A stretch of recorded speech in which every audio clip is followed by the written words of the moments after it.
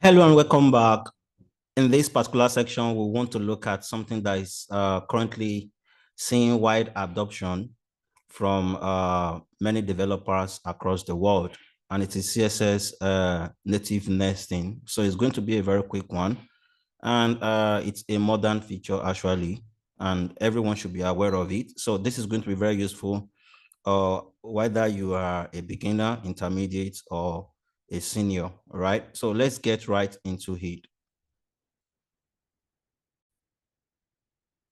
So let's start by understanding what CSS native nesting is all about, right? CSS nesting allows you actually to write CSS selectors inside another selector, right? Just like you would do in SAS and LESS. So if you don't know about SAS and LESS, so usually when you want to nest CSS selectors, you will need to use a preprocessor, right? Either SAS or LESS, right?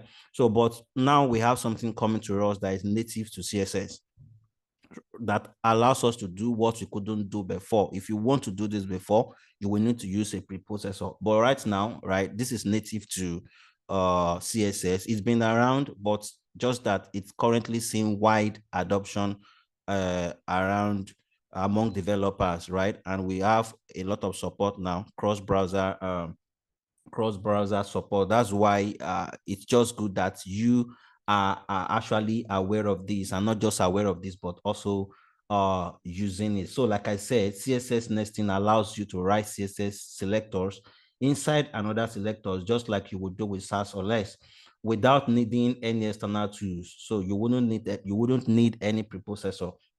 This makes your style more organized and hierarchical, right? That is very important. What we want to do when we are writing CSS is we want something that is well organized, right, and well structured. And when you have nested CSS, right, that you have that benefit. So before I give us this example that actually shows you how to do it, right, it's not something big, and you should be doing it. You should adopt it and start using it in your application. So what are the benefits of CSS nesting, right? Native nesting. Number one, cleaner and more readable code. So compared to the one we're using before, traditional CSS, right? When you are using the native nesting, right, your code is cleaner, right, and your code is more readable. You are going to see that also. So by the time I demonstrate, no preprocessor needed. Just like I've mentioned, you work natively in works natively in CSS. There's no need to use anything like SAS or LESS, right? Better maintainability. So nested styles stay close to their parent, reducing confusion, right? So there's clarity.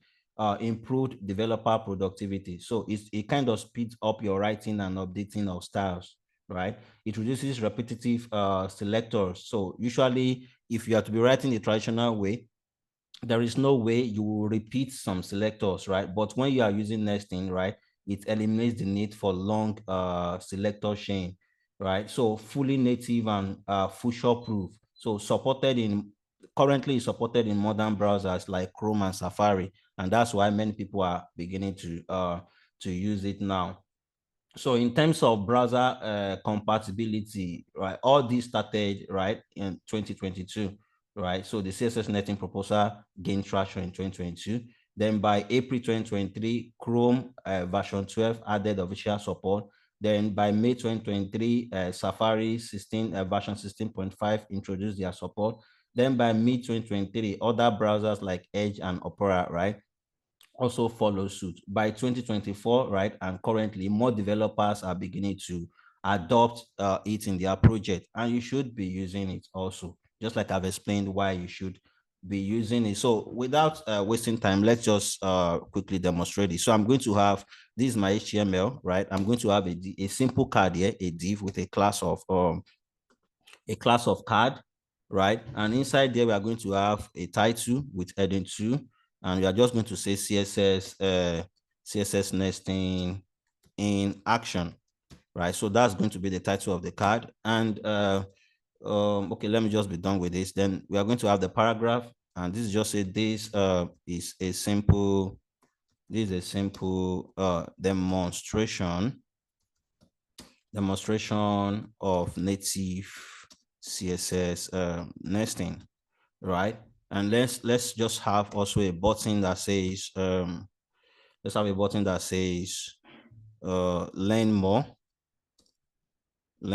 So this is just to show you how you would actually use it in your application, right? BTN, class of BTN. That's all. So maybe I should just also show you what it looks like. So this is what I quickly want to design, right? And this is done using CSS native nesting. So the way I will approach this so that we can understand very well, right? I will first of all do it the normal way, then I will now do it the nested way. Then of course you will also look at it and say for yourself which approach is actually better, right? So now let's just quickly have that style. So I'm going to have on the body of that particular document, I'm going to have font family of area, right? And then fallback is going to be sans serif. Okay, I wanted font family of area, fall back to sans serif, right? Then let's just say display of flex. So again, I've just completed a series on CSS, right? You can check my channel for CSS series if you don't know what flex is all about. Justify content center. Then we also have align items to the center, right? So let's set the height to the view height. So let's set the height to 100 VH so that we just have it fill the screen, right? 100 VH. Then background color, or let's just set the background to something like ash 0D, right? 0D 4380, right? So let's just have that shade of blue.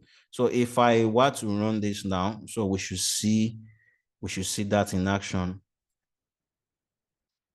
All right, so this is what we have currently, right? And you can see that this is not having any design. So let's just add that to it to demonstrate what we are trying to do.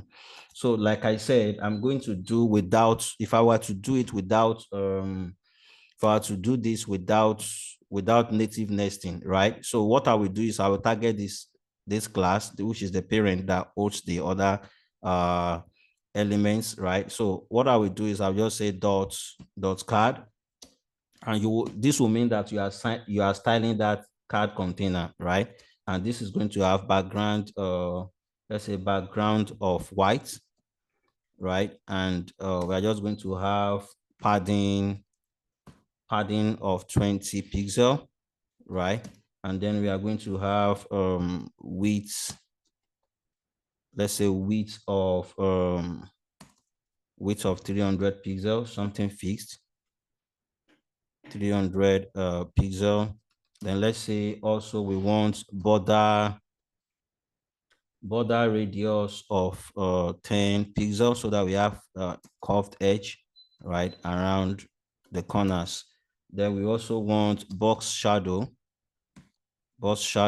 of let's say 0 left and right, 4 pixel horizontal, 0 horizontal, 4 pixel vertical, 8 pixel blur, right?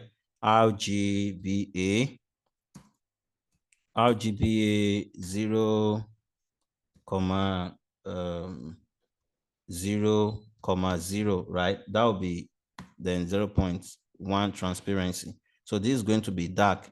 So this is just saying red of 0, green of 0, blue of 0, which is going to give us dark color. So the transparency of that is what we are using.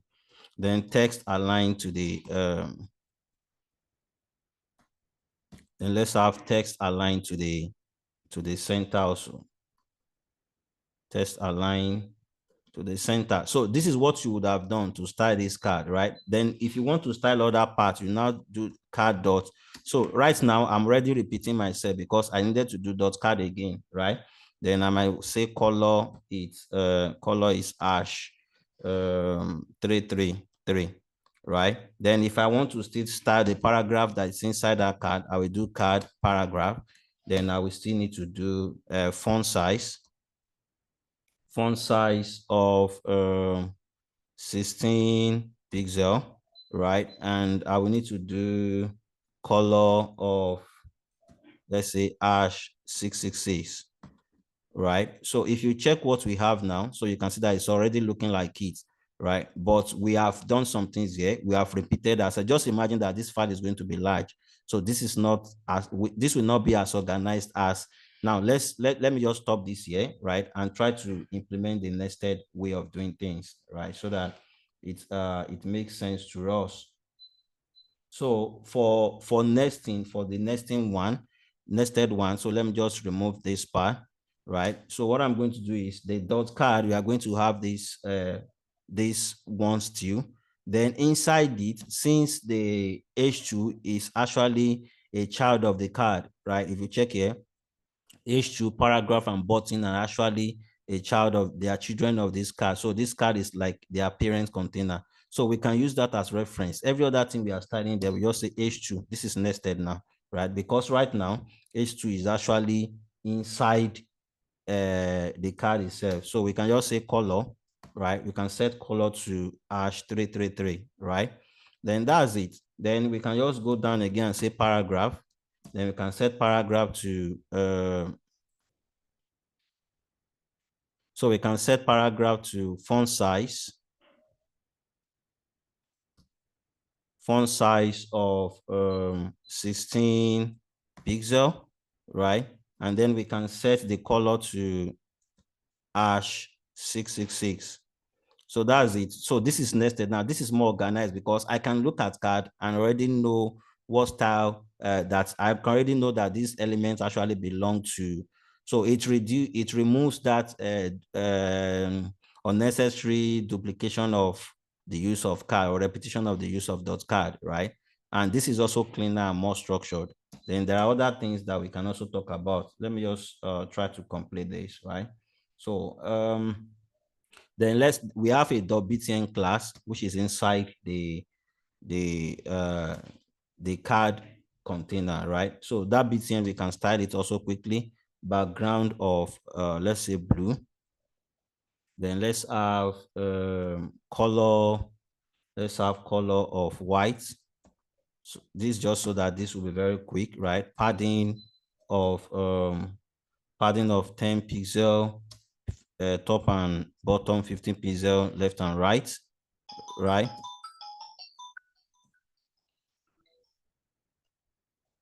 15 pixel left and right. Let's have border of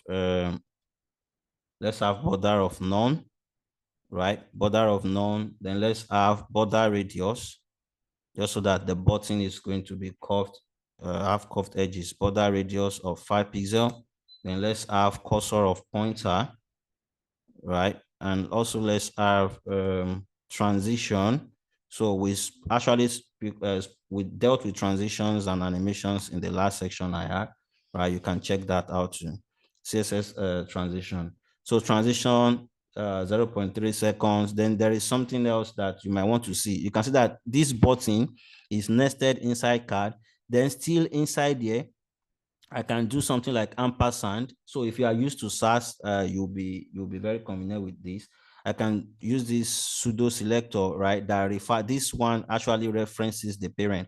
When you use ampersand, it's referring to .btn. So normally the way you would have done this outside there is .btn, right? You now do something like this and now do over.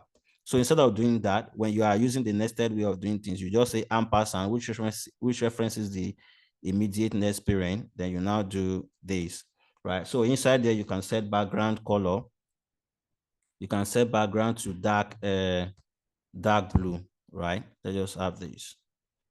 So that's it, right? If you come back here and you check, you can see that we have something that is clean, right? But this is more structured. This is just a simple way of doing it, but this is also the way you will do it as you go along in building your project. So if you take this approach, right, things are going to be more organized. Your code is going to be cleaner and more readable, and also maintainable. All right, that's it with CSS nesting. If you have not been using it before, right, you can start using it. There's a lot of browser compatibility now. And please don't forget to subscribe to this channel. Don't forget to like this content and also share it, right? This is actually very useful for the growth of the channel. Thank you. See you in the next one.